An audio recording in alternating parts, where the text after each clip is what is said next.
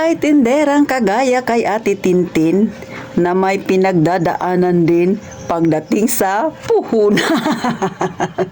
Kagaya mo rin ba ako? Nasushoot ka rin ba? Aba, kung gusto mo ang ganitong topic, mag-subscribe ka na kay Ate Tintin. Pindutin mo ang like button na yan kung nakaka-relate ka talaga.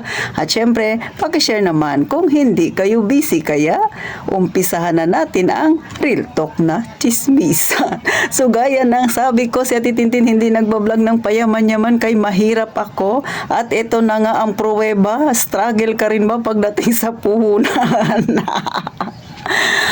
Si Ate Tintin struggle sa puhunan sa aking sideline na GCash. Pero sa aking tindahan dito ay okay na ako. Pero syempre, dahil nga gusto pa nating kumita kahit pa konti-konti, medyo nangangapa ako pagdating sa GCash na pangpuhunan, mga kasari. Bakit ba si Ate Tintin nang hihinayang na hindi mag-GCash? Unang-una kasi, mga kasari, marami ang nagka-cash out dito sa amin. Sa totoo lang, mas maraming nagpapa-cash out kaysa sa nagpapa-cash in. Kaya ang nagiging problema ko, ang pera ko lahat ay nasa GCash na. Ngayon, dito sa amin sa lungsod ng Puerto Princesa, nag-ikot ako kanina. Nagtanong ako sa mga bangko kung saan ba pwedeng magpa-cash out na medyo mura. Kasi sa ibang lugar, ang alam ko, 7-Eleven sila nagpapaload ng kanilang GCash kapag walang laman. Dito sa amin, hindi problema yan. Walang 7-Eleven dito sa amin sa lungsod ng Puerto Princesa City, Palawan. Walang ganern. Meron sa mall, sa SM, ang alam ko meron, kung gusto mo magkalaman yung GCash mo, meron doon sa mismong Smart, sa booth ng Smart, meron sila doon, mga kasari. Libre yon, basta kada buwan-buwan magpapalaman ka lang ng GCash mo ng 8,000. Ngayon, ang problema ko, mga kasari, gaya ng sabi ko, mas marami nagpapa-cash out. Minsan, yung aking pera na benta na ibibigay ko pa sa customer ko na nagpapa-cash out.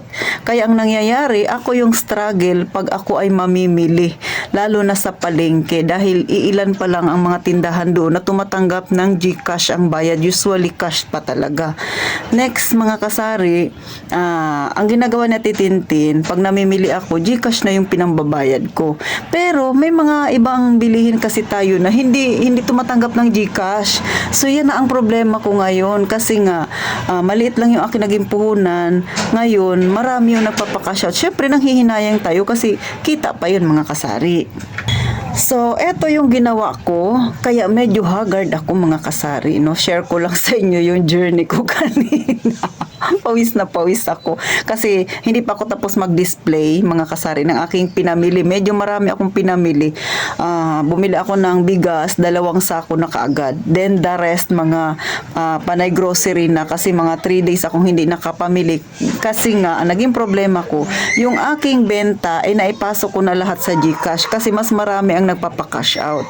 So, eto na ngayon. Nag-ikot-ikot ako dito sa amin sa lungsod. Naghanap ako ng bangko na pwede ako magpa-cash out na kikita naman ako, mga kasari. Kaso, wala eh. Ang napuntahan kong bangko ay PNB, RCBC at saka China Bank.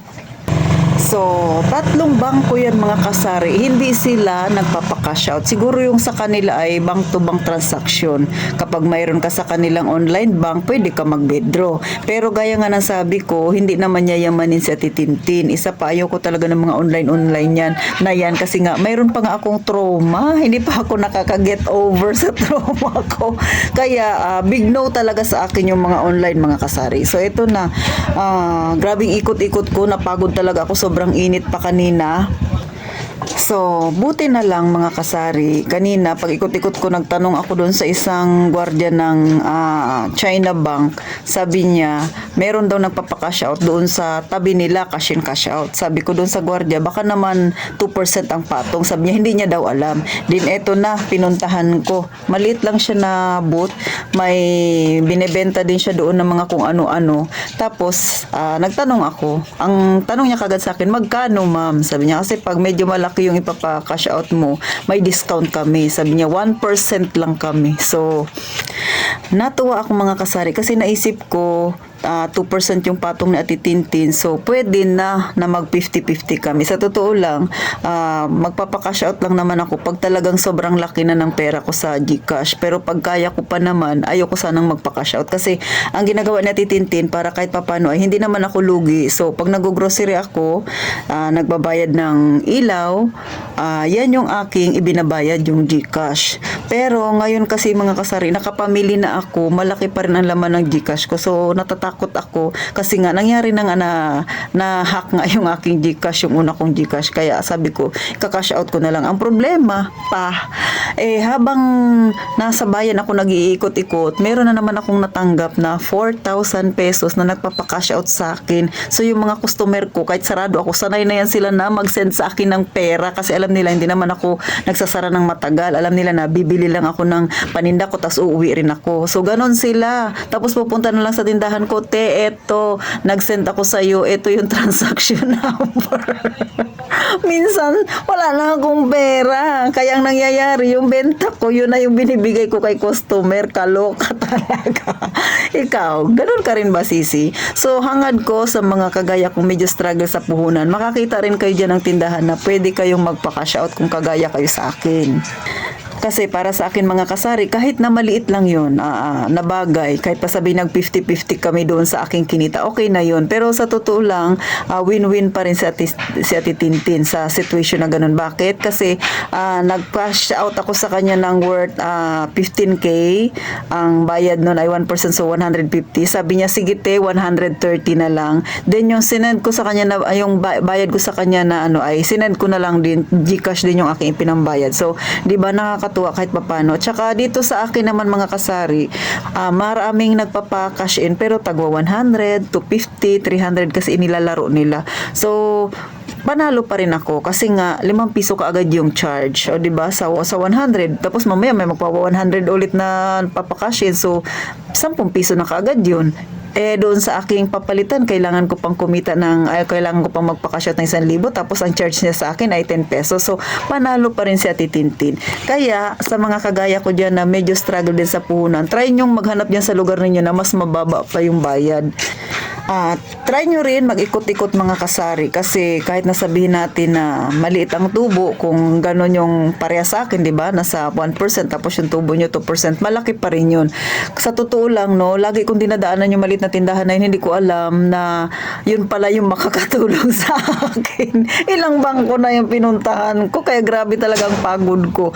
Pero sa awa ng Diyos, itinuro niya sa akin yung tindahan na yun, kaya masaya ako ngayon. Hindi ko na kailangang mangamba na pag malaki na yung pera ng GCash ko ay mahihirapan ako mag-cash out kasi meron na akong paraan kung saan ako pupunta mga kasari. Sa mga kagaya ko na medyo struggle, merong paraan, ha? Pagsikapan nyo lang, wag lang hihinto, tuloy-tuloy lang, at kahit maliit yung tubo, fight lang. Huwag lang mawalan ng pag-asa kasi syempre, yung mga pagsubok na yan sa atin, diyan natin masusukat kung hanggang saan ang katatagan natin. Tsaka tiis-tiis, tiyaga-tiyaga, ha? Kagaya sa akin, grabe na ang pawis ko kanina mag-ikot-ikot dito. Pero buti naman at itinuro niya sa akin ang dapat kong puntahan na lugar mga kasari. Kaya masayang-masaya ako kahit napapagod ako dahil meron na akong alam na lugar na pwedeng makakasalba sa akin pag naubusan ako ng cash. So hanggang dito na lang mga kasari, maliit man ang ating tutubuin sa ating sideline na yan. Pero syempre, pag naipon, malaki na rin yan mga kasari. So hanggang dito na lang si Ate Tintin. Shinare ko lang sa inyo yung aking naging journey kaninang umaga at sa paghahanap ko ng dapat na pwede kong mapuntahan na para sa GCash ko na makapag-cash out ako na kikita pa rin ako. At hanggang dito na lang, gaya nga ng palagi sinasabi na Tintin, mag-iingat tayong palagi mga kasari.